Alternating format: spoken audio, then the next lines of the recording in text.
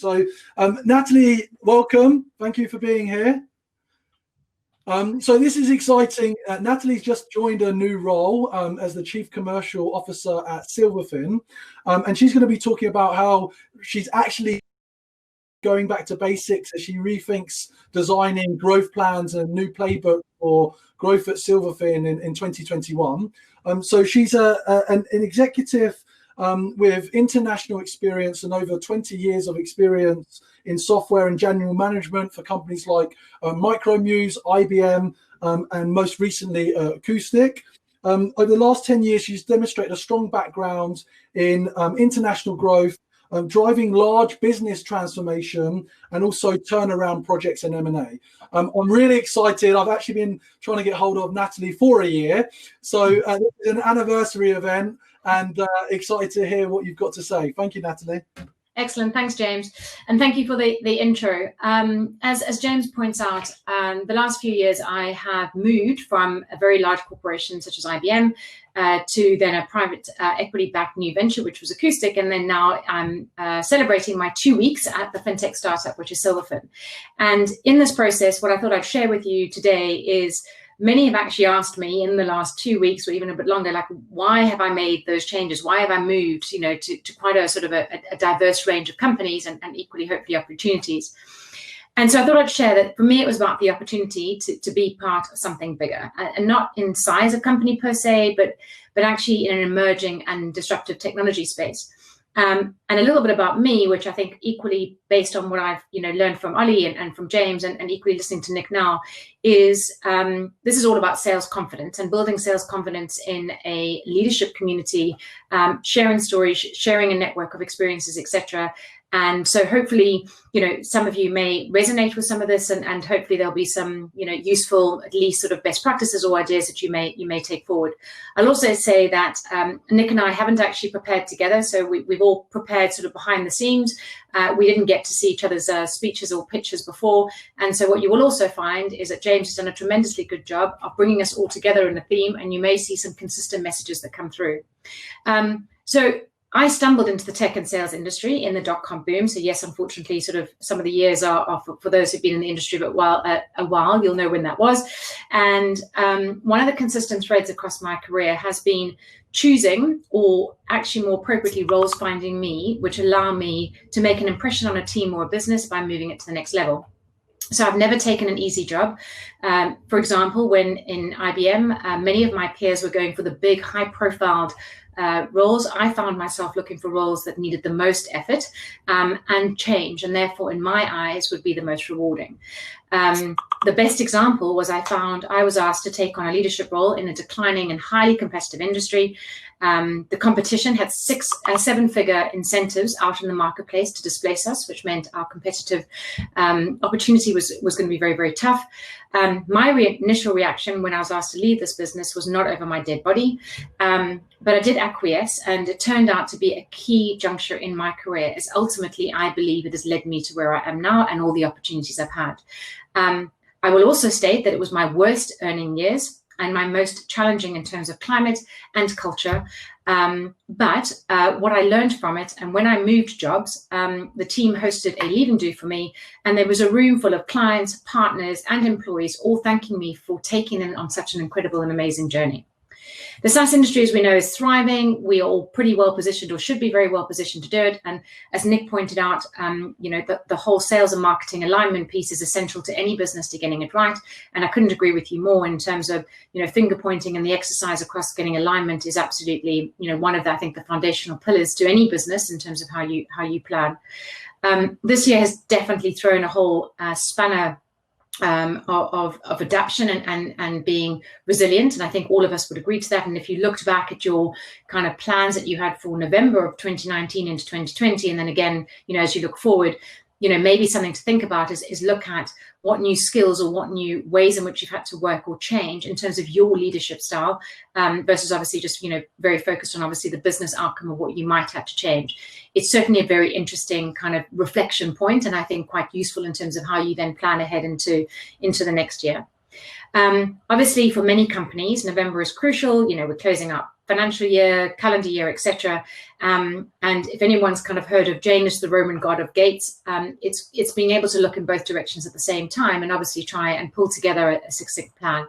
So similar to Nick, what I'm going to do is kind of focus on three themes. There's know your customer, pipeline management, and communication, of which, I'm going back to basics in our business in terms of, whilst it's a fast growing startup, there's lots of opportunity for us to kind of reinforce and make sure that we have put in place the right baseline of framework and pillars of success for us to kind of move forward. I also am never going to profess to say that I have all the answers, and there isn't actually a silver bullet.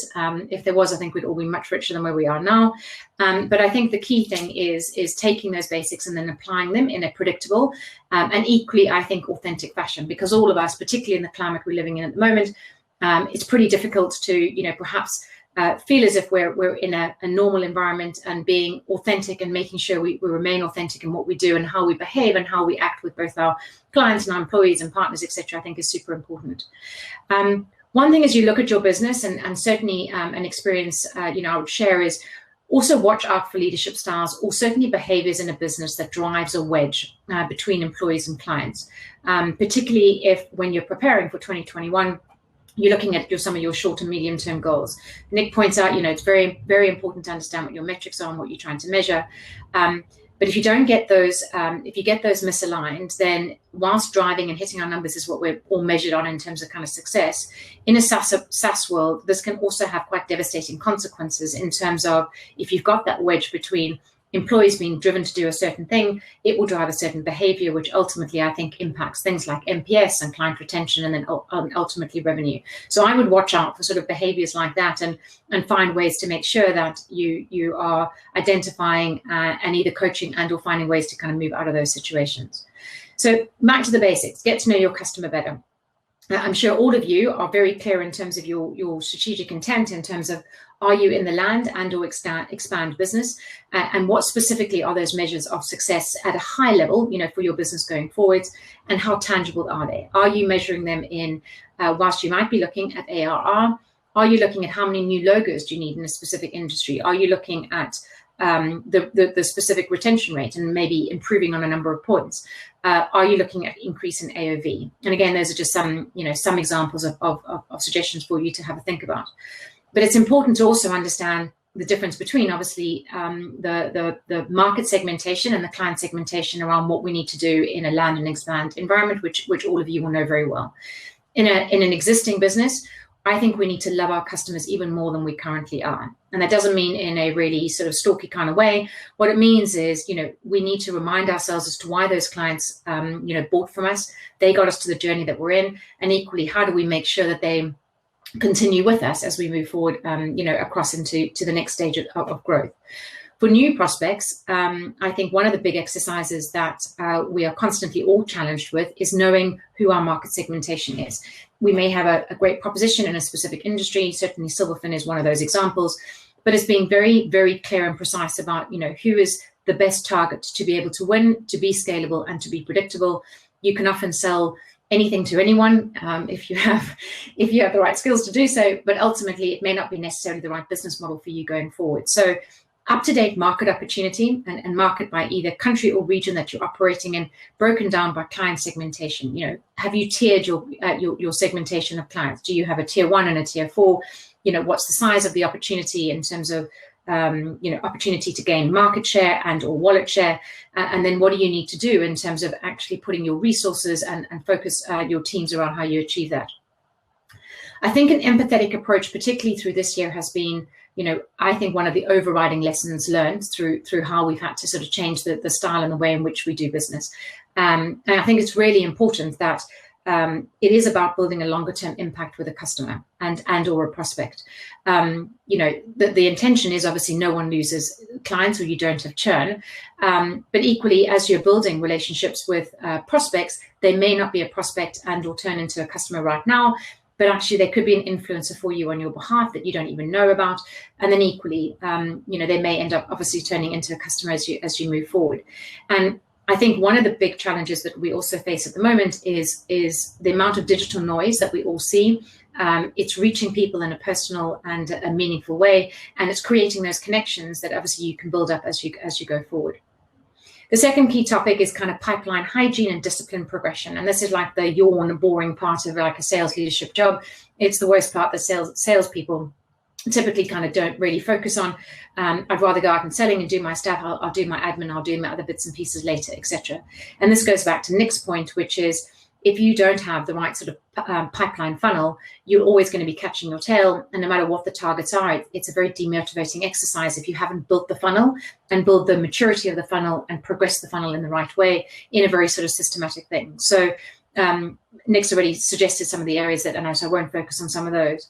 But I think if you take it from, you have a good quality pipeline, and an example was, a couple of years ago, we were in a situation where we actually had too much pipeline, we had too much noise. No one was able to actually move any of the business forward in a way that was actually dealing, was actually helping us grow our business. So I made quite a sort of an emphatic decision internally to actually kill a lot of our pipeline because it was just noise. And some of the criteria we'd looked at was things like number of stalled deals. So I think it's really important that when you look at your stalled deals and you look at your quality of your pipeline, focus in on areas where you can pull back on quite quickly on how you can move things forward and demonstrate to the team that you're actually sort of making progress. And then finally, there is communication. And I think, as I've just said, communication, be clear and repetitive. I think over communication in a market and a time like we're in is a necessity. Work the problem backwards, build out steps to get there. Keep it simple because it builds confidence and trust, and then build a drumbeat around it. I think be personal. I think one of the comments made by Ollie earlier on was be personal. If you look at, but at the same token, stay within healthy boundaries. This whole idea, I love your idea of the fact that you take every second Friday off. I think I might come up with that idea internally, but you have to have healthy boundaries between work and personal life. I've had 2 significant surgeries in the last 3 years. And my key takeaway from my first surgery, which took 18 months to recover, was I actually had to pace myself in a very different way. And my mental wellness actually had to start with me before I could actually sort of, obviously come back into the business in a way that was going to be meaningful and impactful for everyone else. We have to live it and breathe it, and we have to take it quite seriously ourselves because we're no good to anyone if that's the case. By doing some of these things, I think you create a culture of integrity with our customers and with your employees, and build a strong team around you. And hopefully, through this year, if you follow some of those basic disciplines, a bit like me, the not over my dead body moment in your life, maybe this year will actually be a year that you look back and you realize actually this is one of the toughest environments you've managed to kind of gain some new leadership skills as you move forward. So with that, I'm going to hand back to James. Thanks very much.